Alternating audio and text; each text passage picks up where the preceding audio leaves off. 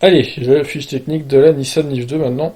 Donc deux modèles existants pour cette Nissan Leaf 2. Premier modèle 40 kWh pour la batterie totale, 36 kWh pour la batterie utile, 270 km WLTP, conso environ 12 kWh au 100 en cycle mix l'été, 15 kWh au 100 l'hiver. Alors l'autonomie j'ai mis 300 km l'été, 240 l'hiver. Pire autonomie possible estimée, j'ai mis 110 km. Oui, ça peut paraître faible, mais avec le chauffage et tout, ça descend vite avec seulement 36 kWh de batterie. Alors, meilleure autonomie possible, j'ai mis 420, donc je pense qu'il est assez, quand même assez facile de dépasser les 400 km en hypermiling avec cette voiture. Recharge en courant alternatif 6,6 kW, soit environ quasiment 6 heures pour un plein. En chat démo, donc un petit peu inférieur à 50 kW le max, 45 minutes pour faire la recharge de 0 à 80%. Niveau puissance, on est quand même à 150 chevaux, c'est pas mal. 320 Nm de couple, le 0 à 100 en 7 secondes 9. Vmax de 144 km/h, c'est une traction. Poids du véhicule, 1 tonne 520.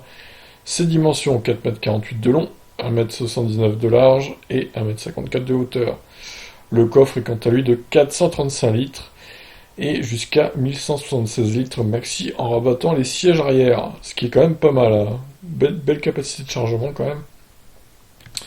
Donc c'est une 5 places, le prix réel sur le site Nissan France c'est à partir de 29 400 € bonus déduit pour la finition dite d'entrée de gamme, donc c'est la Leaf First, hein.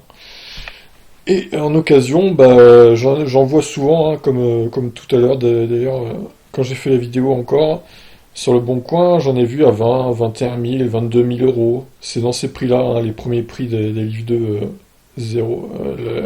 Le truc de lancement, c'était 2.0, la série de lancement d'ailleurs.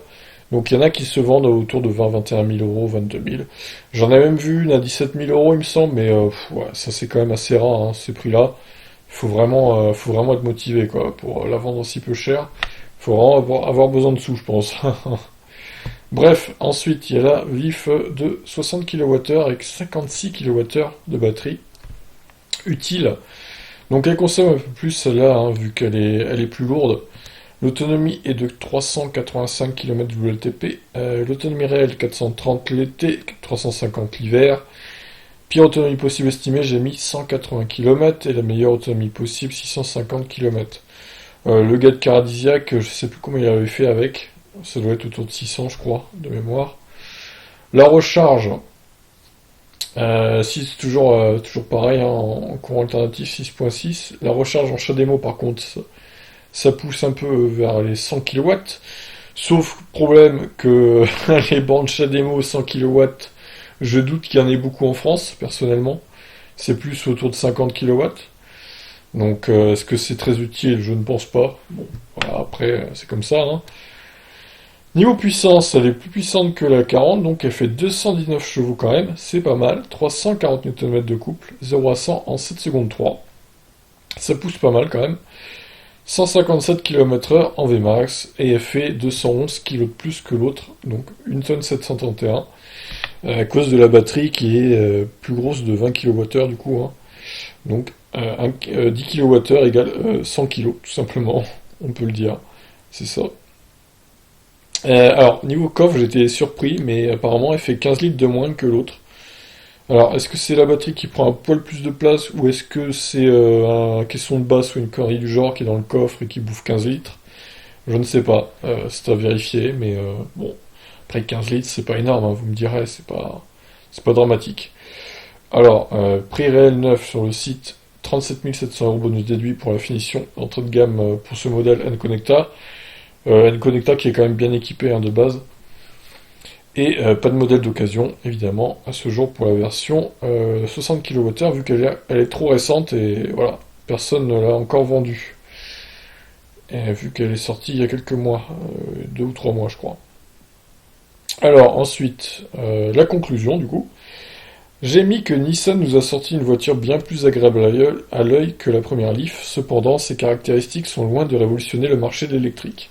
Le chat démo pour commencer est un standard que la marque doit cesser en Europe. Bah oui, parce que le combo est en train de prendre la main, donc faut qu'ils arrêtent, hein. La Leaf 3, s'ils en font une et où le Nissan Ariya, faut qu'il ait absolument le CCS Combo en Europe, hein. Sinon, c'est pas possible, quoi. Alors j'ai mis aussi que la voiture manquait un peu d'efficience et l'absence de refroidissement liquide de la batterie est juste inacceptable. Ouais, franchement, là, pour la durée de vie de la batterie, c'est pas bien. Pour les surchauffes, si on fait plusieurs charges rapides d'affilée, c'est pas bien non plus. Donc clairement, faut que Nissan corrige ça aussi pour ses prochains modèles.